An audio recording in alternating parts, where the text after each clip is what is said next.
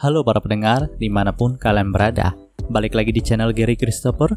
Oke, dalam video kali ini gue akan kembali membahas tentang light novel Kage no Jitsurokusa ni Naritakude volume 4. Cerita dalam part ini lebih berfokus kepada karakter Sid dan juga Beta yang terteleport ke bumi.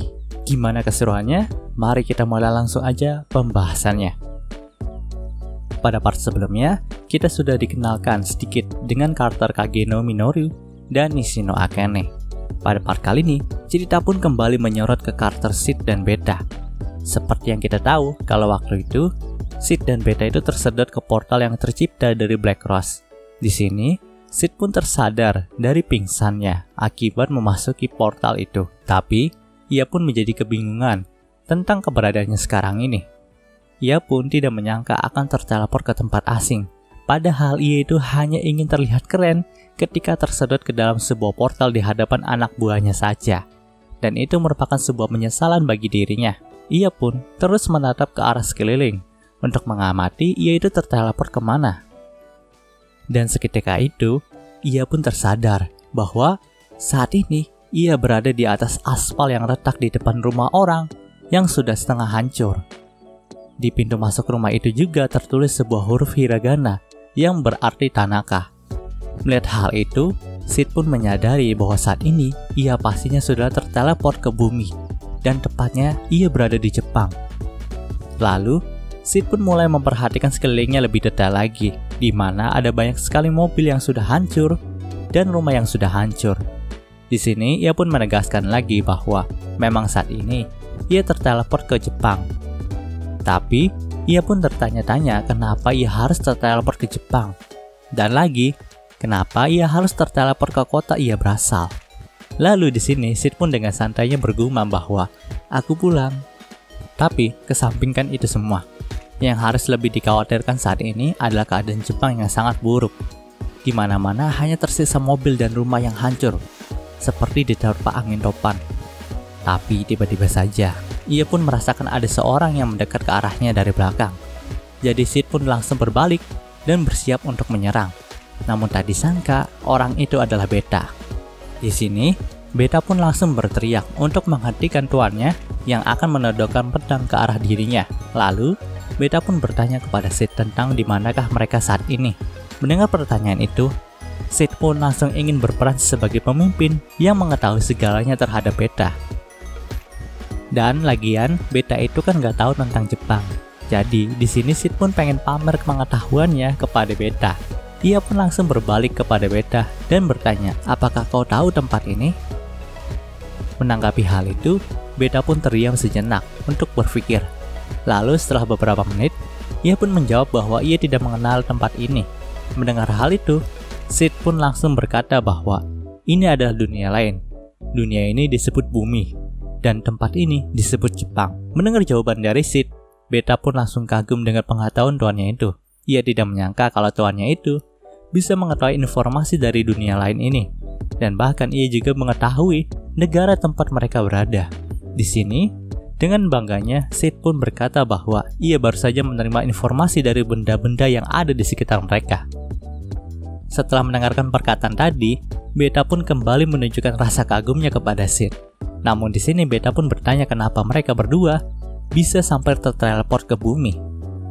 Di sini, Sid pun sangat kebingungan untuk menjawab pertanyaan dari Beta itu. Jadi ia pun menjawab dengan ngasal bahwa takdir meminta mereka untuk bersinar dan takdir juga telah menuntun mereka untuk menuju tempat ini. Mendengar jawaban itu dari Sid membuat Beta menjadi kagum lagi. Dan Beta pun mengartikan perkataan Sid itu bahwa sepertinya takdir meminta tuannya dan dirinya untuk menyelamatkan tempat yang sudah hancur berantakan ini. Padahal sih sebenarnya Sid juga nggak tahu kalau ia bisa terteleport ke Jepang. Dan ia juga masih belum tahu kenapa tempat kelahirannya ini bisa hancur berantakan.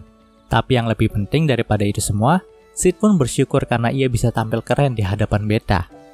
Namun terlepas dari itu, Sid pun berkata kalau mereka harus mencari pakaian di rumah Tanaka-san terlebih dahulu. Karena kan sekarang ini mereka masih memakai slime bodysuit mereka. Dan jika mereka itu dilihat oleh orang di sini, maka mereka mungkin sedang dianggap sebagai cosplayer. Di sini Beta pun agak bingung dengan nama Tanaka yang disebut oleh Sid. Lalu Sid pun menjelaskan bahwa rumah yang ada di hadapan mereka adalah milik orang yang bernama Tanaka, dan namanya tertulis di papan nama depan rumahnya. Mendengar hal itu, Beta pun kembali memuji Sid, karena tuannya itu bisa langsung memahami bahasa dari dunia ini. Lalu Sid pun menjawab bahwa ia sudah memahami bahasa dari dunia ini karena memang bahasanya cukup mudah. Setelah mendengarkan hal itu, Beta pun mulai gemetar karena ketakibannya kepada Sid. Di sini Sid pun menjadi sangat senang karena memang dari dulu bahasa Jepang adalah pelajaran yang paling ia kuasai. Kemudian mereka pun memasuki rumah Tanaka-san. Setelah beberapa saat memasuki dan menelusuri rumah itu, di sini Sid pun mendapatkan sebuah hoodie, jeans, dan sepatu olahraga. Sid pun dapat sangat mudah menemukan pakaian yang cocok dengan dirinya, tapi tidak bagi Beta, karena memang Beta kan penghuni isekai asli dan bukannya reinkarnator seperti Sid. Jadi ia pun sangat kesulitan menentukan pakaian manakah yang pas dan cocok untuk dirinya. Di sini Sid itu sempat menawarkan pakaian kepada Beta, tapi Beta pun menolaknya karena memang dia ingin memilih pakaiannya sendiri dan ingin dipuji oleh Sid kalau pakaiannya nanti bisa cocok dengan dirinya. Dan kalian tahu, baju pertama yang dipilih oleh Beta adalah baju renang anak SMA, karena menurutnya baju renang itu sangatlah fleksibel dan tidak membebani tubuhnya seperti slime bodysuit. Melihat hal itu, Sid pun agak senang ketika melihat Beta memakai baju renang. Tapi tetap saja baju itu tidak cocok untuk digunakan di depan umum. Bisa saja masih ada manusia di sini, jadi Sid pun berkata kalau Beta harus menemukan pakaian lain, karena memang pakaian itu dapat membuat Beta kedinginan. Mendengar hal itu, Beta pun sedikit murung, karena nampaknya ia sangat senang ketika memakai baju renang itu. Sementara Beta mencari pakaian lain, di sini Sid pun memutuskan untuk berkeliling kamar lain. Dan ia pun sempat menemukan beberapa potongan koran yang memiliki judul Jepang telah hancur. Namun ia pun masih belum mengetahui apakah yang dimaksud dengan hancur itu. Apakah ekonomi Jepang yang hancur atau kondisi sosialnya.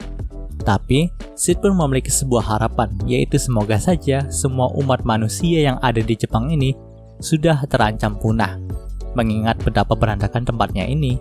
Dan jika hal itu memang benar-benar terjadi, maka Sid bisa memainkan peran sebagai karakter bayangan di sini. Lalu Sid pun sampai di depan sebuah kamar, dan anehnya, ia bisa mencium bau darah dari dalam kamar itu.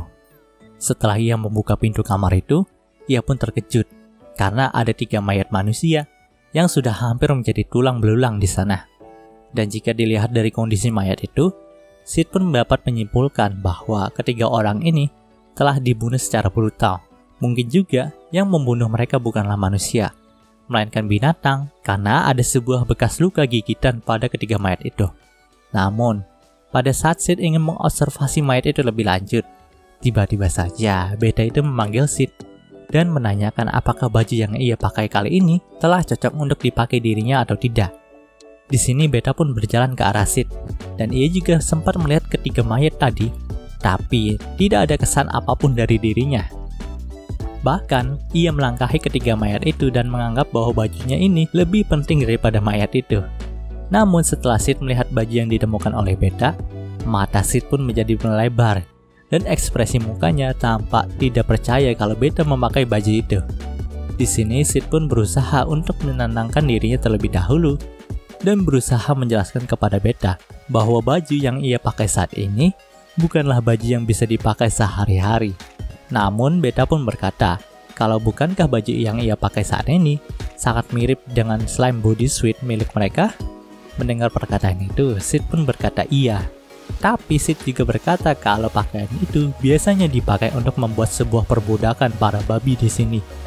Para babi itu akan disiksa setiap malamnya, dan mereka juga tidak keberatan dengan siksaan itu.